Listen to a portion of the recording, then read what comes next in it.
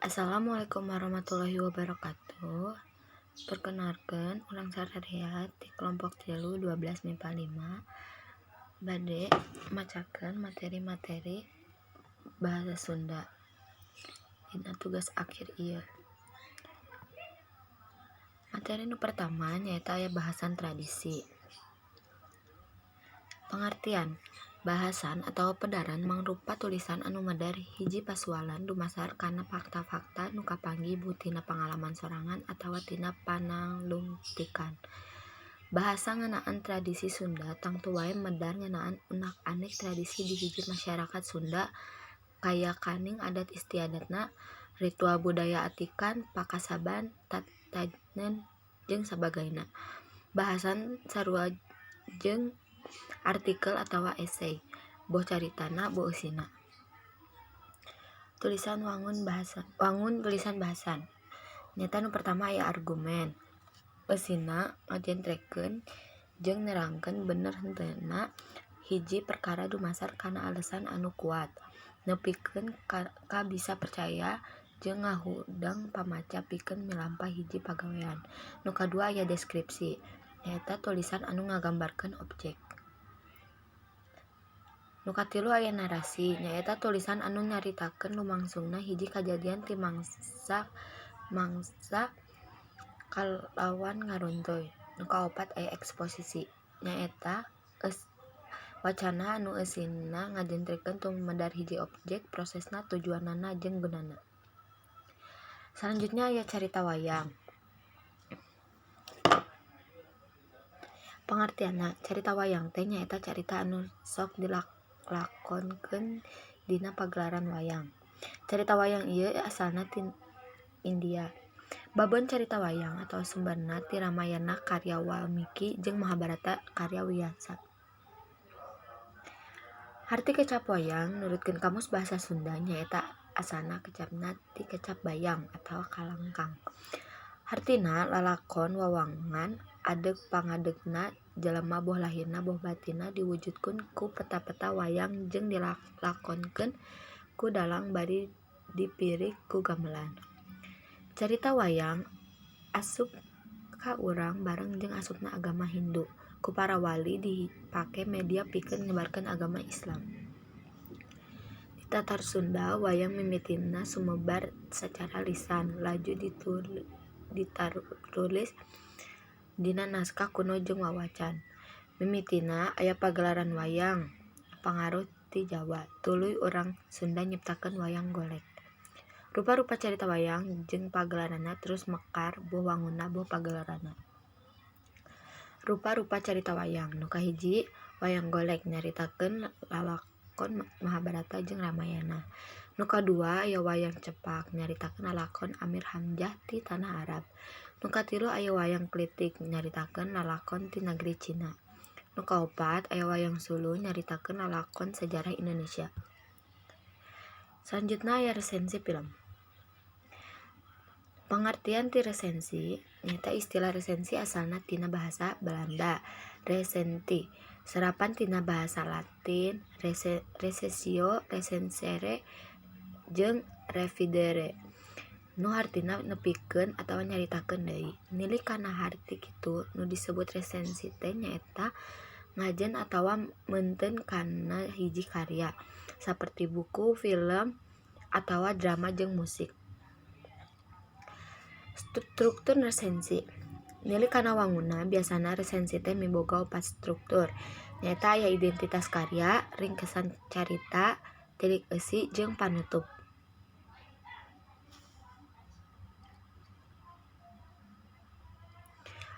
Ieu aya lengkah-lengkah ngaresensi film. Nu kahiji, lalajo film anu rek diresensi sing Daria alusna mah film anyar anu dilalajoan ku hideup. Anu kadua, nyaritakeun guluyur carita atawa adegan-adegan penting anu mantak dikajieun ti eta film.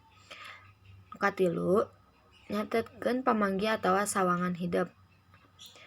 Nu kaopat, nulis judul resensi ku cara nuliskeun identitas film anu diresensina. Nu kaopat susun rangkai resensi anu rek ditulis seperti jenis film nu diresensi, nuliskeun identitas film, madar ngeunaan carita dina film, ti mimiti galurna jeung tokoh-tokohna, madar ngeudaan kaunggulan jeung kahengkaran film, madar ngeudaan mangfaat film keur lalajoneun balarea, jeung terakhir ngajudulan resensi. Selanjutnya aya mitontonkeun drama. Drama kecap drama asalna ti bahasa Yunani nyaeta dramoi nu hartina niru atawa niron-niron. Nurutkeun kamus LBBS, drama ti bahasa Walanda nyaeta 1. Carita sandiwara nu mantak sedih. 2. Carita nu mantak kukurayeun jeung matak pikasediheun. Cundeukna, drama teh karya sastra dina wangun paguneman atawa dialog di antara para pelaku kalawan dibarengan ku katerangan-katerangan sejenna nu dibutuhkeun pikeun kaperluan pitontonan atawa pagelaran. Dasar-dasar drama. Nu kahiji wangun. Wangun dibagi menjadi lancaran jeung ugeran. Nu kadua pamelaranana. Aya tulisan jeung lisan. Selanjutnya sumebarna dibagi jadi 2, nyaeta diciptakeun dumasar carita nu geus napak jeung dicipta dumasar kana kahirupan. Unsur-unsur drama aya 12, nyaeta babak, adegan, dialog, pituduh teknis, prolog, epilog, soliloquy, tema, galur carita, latar, palaku, jeung amanat. Ieu aya tata krama minontonkeun drama. Pagelaran drama kusawantara unsur diantarana 1. Pamaen, sutradara, produser, panata musik, panggung, kostum, lampu, rias, jeung seksi-seksi kapanitiaan sejenna. Mun urang rek ngagarap pinonton teater drama di sakola, sakurang-kurangna kudu natarkeun hal-hal ieu. Nu kahiji nyusun kapanitiaan, nu kadua nangtukeun para pamaen, sutradara, jeung jadwal latihan. Nu katilu unggal pamaen kudu latihan vokal lantaran aktor teater mah vokalna kudu goncrang. Unggal pamaen kudu latihan ngolah paroman jeung rengkak. Jeung nu terakhir dina prukna pagelaran kudu kompak tur tartib. Selanjutnya aya nulis artikel.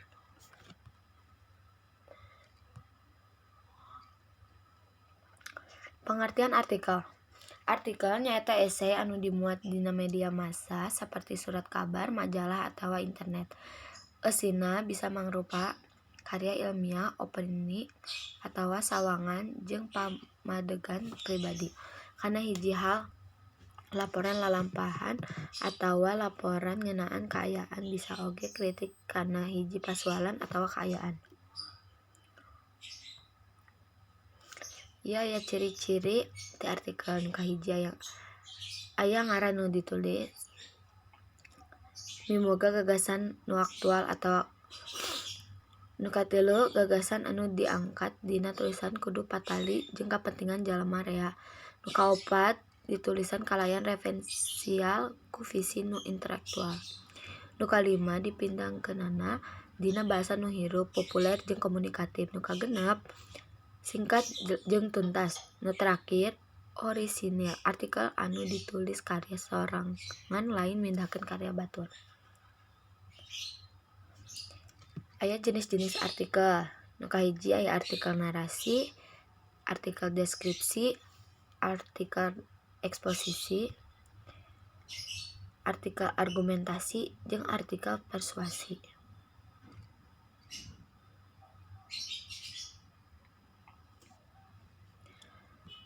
Struktur nulis artikel. Ieu sababaraha struktur nu diwangun ku 1. Pembuka, 2. Beuheung, 3. Eusi atawa awak, nu kaop, jeung nu terakhir paragraf panutup.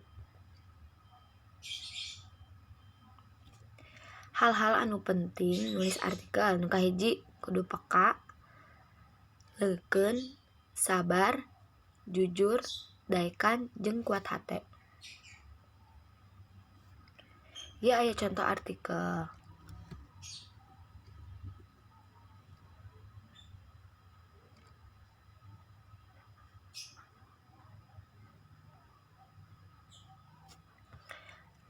Selanjutnya aya carita pantun.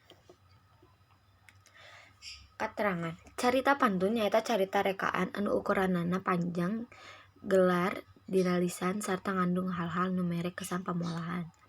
Carita pantun mangrupa carita nu ditepikeun ku juru pantun dina ruatan atawa ritual nu disebut mantun. Carita pantun kaasup kana sastra lisan turun-temurun jeung sumebarna tata lepak ku cara lisan. Carita pantun kaasup karya sastra sampaka dina sastra Sunda, lain karya sastra samperan. Hartina lain mangrupa pangaruh ti sastra Degeun. Wangun carita pantun. Ngelit kana wangunna, carita pantun teh mangrupa wangun ugeran atawa puisi di jerona diwangun ku sababaraha bagian nyaeta raja.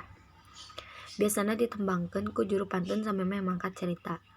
Eusina saduk-saduk lantaran rek ngamimitian mantun. Ieu aya conto raja. Nu kadua, narasi. Bagian narasi atawa nyaritakeun ditepikeun dina mangsa juru pantun nyambungkeun hiji kajadian jeung kajadian saterusna. Bagian narasi henteu ditembangkeun tapi digalantangkeun. Ieu aya contoh ti narasi. Deskripsi.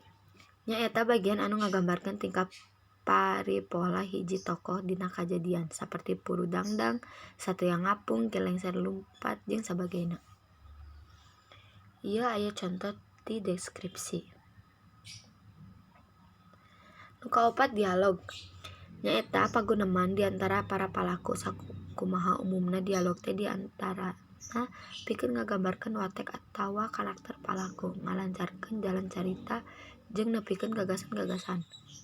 Anu kalima aya monolog. Nyaeta sorangan atawa nyarita dina jero hate. Bagian monolog tara dihaleungwangkeun tapi angger dipirik ku kacapi. Ieu aya contoh ti monolog. Anu terakhir aya raja pamunah atawa panutup. Nyaeta panutup dina mantun. Ieu dihandap aya contoh tina raja pamunah. Pola carita pantun. Carita pantun umumna ngalakonkeun lalampahan raja atawa satria tere Prabu Siliwangi anu keur ngalegaan nagara, nyieun nagara anyar atawa neangan pipamajikaneun. Disebut oge mitologi Pajajaran. Pola jalan carita pantun umumna aya 5, nyaeta satria ngalalana, kajadian nu karandapan, satria Pajajaran unggul peran, ngahadup ka putri, jeung ngadeg raja. Galur carita pantun. Neuli kana galur caritana bisa dipasing-pasing jadi 2 golongan, nyaeta galur renjeuran jeung galur simpai. Contoh carita pantun Lutung Kasarung. Ieu unsur kabahasan carita pantun. Kahiji aya raja pamukana, narasina, deskripsina, dialog jeung monolog jeung raja pamunahna. Hatur nuhun sakitu wae ti kelompok abdi, ti kelompok urang, kelompok 3. Mohon maaf bila aya kesalahan jeung kekurangan. Wassalamualaikum warahmatullahi wabarakatuh.